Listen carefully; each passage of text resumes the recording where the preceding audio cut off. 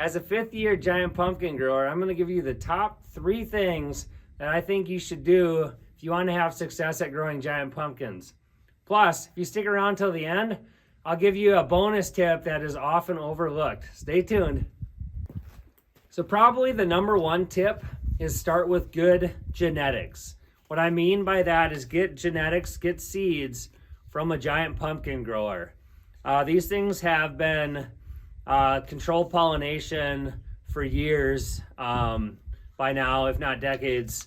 So start with good genetics. If you were to do everything correctly and you got your seeds from a big box store, most likely you're only going to get to maybe 200 pounds if you're lucky. I believe if you start with good genetics, you can easily get 500 pounds. My first year without knowing a ton, I did get lucky probably, but I grew a 1,430 pound pumpkin my first year. And I got my seeds from a grower in Colorado. And so start with good genetics. These here are from my 1970 and a half pound pumpkin and my 1931 pound pumpkin. And I'm not sure if you'll be able to see it here, but this one was from a 1,643 pound pumpkin, and this was from a 1,783 pound pumpkin. So start with good genetics. If you are just getting started and you're looking for good genetics, I do have some, not these ones, but I have some other ones with good genetics that I would send to you for the cost of shipping. So just drop a comment saying you're interested in some seeds to get started with, and we'll go from there. So I figured I'd show you quick what the seeds like from typical giant pumpkins look like, going along with the good genetics, but they're not like, they're bigger than normal pumpkin seeds, but they're not like super huge like some people would think they are. So anyways, I just thought I'd show you. Before I go any further with tips, could you please leave a comment and let me know if this is your first year growing, or if you've been growing for a while and what your personal best is. I'm just curious kind of who this video is reaching, to know, if it's a beginner grower and they're watching this, you're watching this just to kind of learn how to grow them, or if you're an experienced grower and trying to get it bigger. So my number 2 tip for growing giant pumpkins, if you want to have success, would be the soil. Get the soil balanced. Make sure it's good for growing giant pumpkins. The best way to do that is to get a soil test. I sent mine off to Midwest Labs. I'll put a picture of the soil test I got done so you can see kind of what it shows. I also will link a video showing just kind of how I calculated and figured out what fertilizers to add to my soil ahead of time. I think it's key to get the fertilizer, the amendments is what they're called, into the soil ahead of time, because if you try to add them as these giant pumpkin plants are growing, you won't be able to keep up. So getting it into the soil ahead of time is key. And I'll put a link to that here, and I'll probably put it in the description of the video so you can find that video that shows how I calculated the nutrients to grow my 1,931 pound pumpkin. I did, without doing a soil test my first year, I did grow my 1,430 without a soil test, but I already knew that my patch had previously been a cornfield, so I knew it grew stuff. So if you already know, like, it can, like, where you're gonna put giant pumpkins can grow stuff, you could probably skip the soil test your first year. But the first year I did my soil test, I was able to increase my personal best from 1,430 to 1,970 and a half that year. So it made a huge difference, and I'll never grow again without a soil test. So definitely think that's key.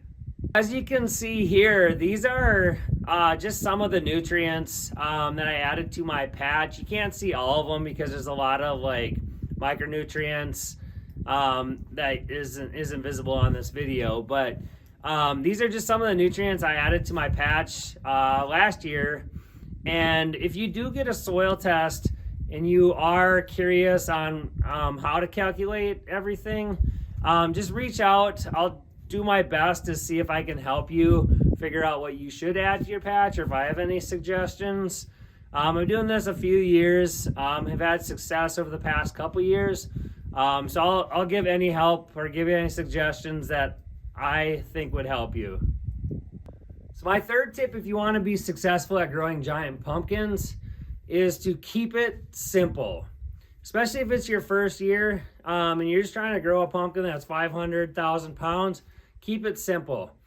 I grew my 1931 and my 1970 and a half, and all of my pumpkins actually, keeping it simple. I fertilize throughout the season with a watering can. I either water by hand or do an overhead sprinkler. I pull the weeds by hand. Some of these big growers have greenhouses, drip irrigation, automatic waters. Although a lot of that stuff is nice and convenient, you don't need that to get started growing. You can start small, keep it simple, and every year add a little bit more and more to your patch. That's what I would recommend. It is, if you watch some of these big growers, it is overwhelming the amount of stuff they have and the amount of equipment that it seems like you might need, but you can easily grow a good sized pumpkin without all of that. So I would definitely keep it simple. I may get some comments from some of the bigger growers and say that you need some of these things if you want to be really competitive. But if you want to just like get a pumpkin that's, say 1,000 pounds, get to the scale, even bigger than that, you don't need all of that, in my opinion and from my experience. So definitely feel free to keep it simple. Thanks for sticking around to hear the bonus tip I got for you.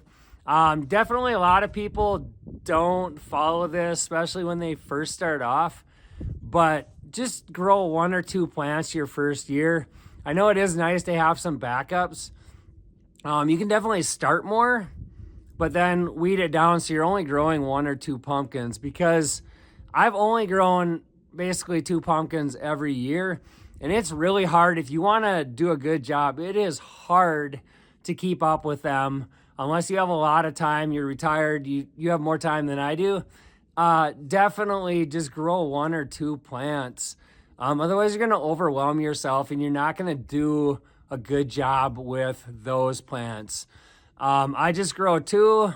That's all I plan to probably grow this year is 2 again.